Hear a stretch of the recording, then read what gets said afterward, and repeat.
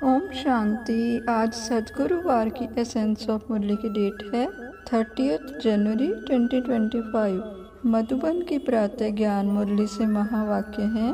मीठे बच्चे, इस पुरानी दुनिया में कोई भी सार नहीं है, इसलिए तुम्हें इससे दिल नहीं लगानी है।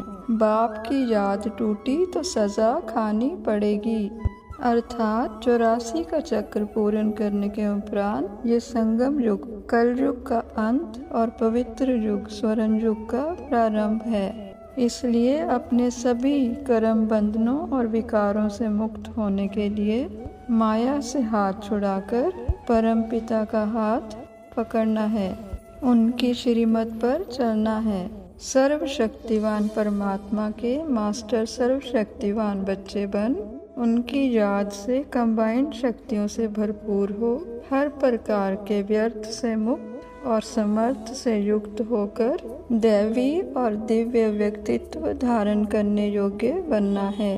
प्रश्न है, बाप का मुख्य डायरेक्शन क्या है, उसका उल्लंघन क्यों होता है? उत्तर है, बाप का डायरेक्शन है किसी से सेवा मत लो, क्योंकि तुम खुद सर्वेंट हो। परंतु देह अभिमान के कारण बाप के इस डायरेक्शन का उल्लंघन करते हैं। बाबा कहते, तुम यहाँ सुख लेंगे तो वहाँ का सुख कम हो जाएगा। कई बच्चे कहते हैं, हम तो इंडिपेंडेंट रहेंगे, परंतु तुम सब बाप पर डिपेंड करते हो। अर्थात हमें किसी से भी कोई उम्मीद ना रखते हुए माया द्वारा उत्पन्न किसी भी परिस्थिति में अलबेलापन ना लाकर स्मृति में रहे कि यह संपूर्ण सृष्टि चक्र के रचयिता करण करावनहार परमात्मा है और मैं सदैव उनके आश्रय में हूँ, उनकी अलौकिक शक्तियों के सुरक्षा कवच में हूँ। गीत बजा है, दिल का सहारा टूट न जाए। ओम शांति। धारणा के लिए मुख्य सार। अगर एक बार कोई भूल हुई तो उसी समय कान पकड़ना है, दोबारा वह भूल ना हो। कभी भी देह अहंकार में नहीं आना है, ज्ञान में प्रवीण बन अंतर्मुखी रहना है, सच्चा पिताव्रता बनना है, जीते जी बलि चढ़ना है, किसी से भी दिल नहीं लगानी है, बेसमझी का कोई भी काम नहीं करना है। वरदान है, जुदाई को सदा काल के लिए विदाई देने वाले स्नेही स्वरूप भव।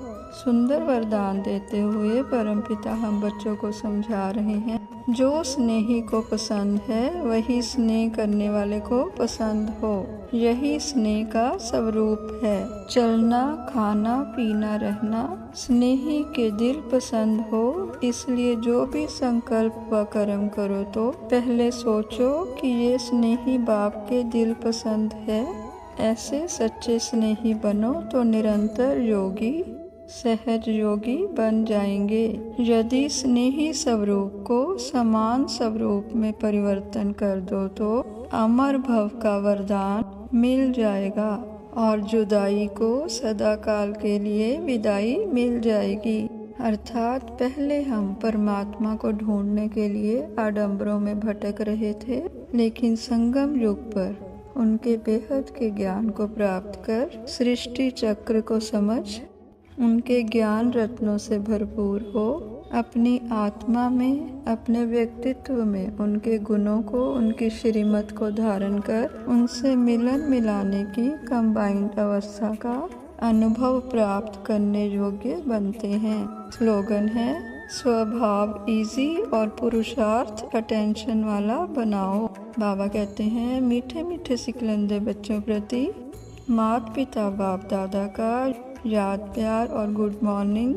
रूहानी माता पिता की रूहानी बच्चों को नमस्ते।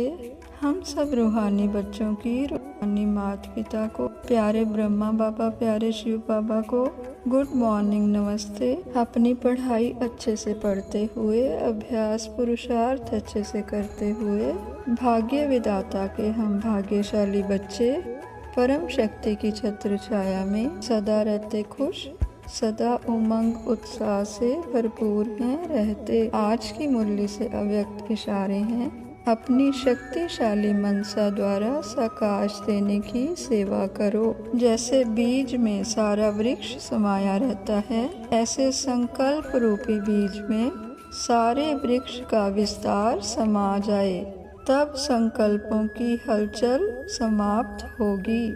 जैसे आजकल दुनिया में राजनीति की हलचल, वस्तुओं के मूल्य की हलचल, करेंसी की हलचल, कर्म भोग की हलचल, धर्म की हलचल बढ़ती जा रही है, उस हलचल से स्वयं को व सर्व को बचाने के लिए मन व बुद्धि को एकाग्र करने का अभ्यास करो। एकांतवासी बनो। ओम शांति।